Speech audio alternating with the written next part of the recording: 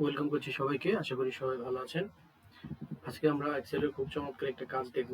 যেমন ধরুন বিশাল একটা ডাটা সেট থেকে বিশাল একটা ডাটা টেবিল থেকে আপনাকে আপনার বস অথবা ব্যবহার করে আপনাকে বলা হলো যেমন যেখানে যাদের নামের শেষে খান আছে অথবা খানযুক্ত নামগুলোকে আপনি হাইলাইট করবেন। তাহলে কি আপনি দেখুন নাহিদ খান এটাকে ধরে একবার হাইলাইট করবেন। আমার রাকিন খান এটাকে ধরে হাইলাইট করবেন। ধরে ধরে হাইলাইট করা, খুঁজে খুঁজে হাইলাইট করা এটা হচ্ছে খুব সময় সাপেক্ষ ব্যাপার। চলুন একটা প্রসেস আমরা শিখে ফেলি যেটা খুব সহজেই আমরা খানযুক্ত সকল ডাটাকে আমরা হাইলাইট করতে পারি। তার জন্য প্রথমে আমাদের ডাটা সেটটা অথবা ডাটা টেবিলটা টেক্সট টেবিলটা সিলেক্ট করতে হবে। সিলেক্ট করে ফরম্যাটিং অপশনে গিয়ে হোম মেনুর ফরম্যাটিং অপশনে গিয়ে কন্ডিশনাল ফরম্যাটিং এ যাব। দেন হচ্ছে হাইলাইট সেল রুলে যাব।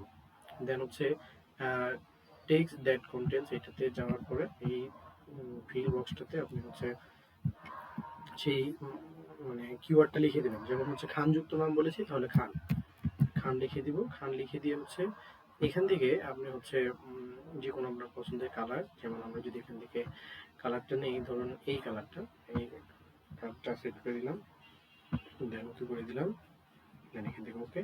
দেখুন এই আমার ডাটা টেবিলে ডাটার মধ্যে যতগুলো খান ছিল সবগুলো খান হাইলাইট হয়ে গেছে। যেমন ধরুন আমি এখানে খান থেকে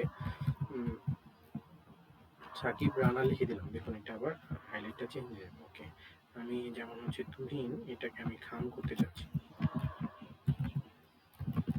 দেখুন তুহিন, দেখুন অটোমেটিক ওই হাইলাইট হয়ে গেল। তো এইভাবে আমরা আমাদের প্রতিদিনের কাজগুলোকে এক্সেলের সাহায্যে সহজ করে নিতে পারি। তো এই প্রতিদিনের এই সহজ সহজ ট্রিকগুলো শেখার জন্য আমাদের চ্যানেলের সাথেই থাকুন, সাবস্ক্রাইব করুন, লাইক করুন, কমেন্ট করুন। ধন্যবাদ সবাইকে, ভালো থাকবেন।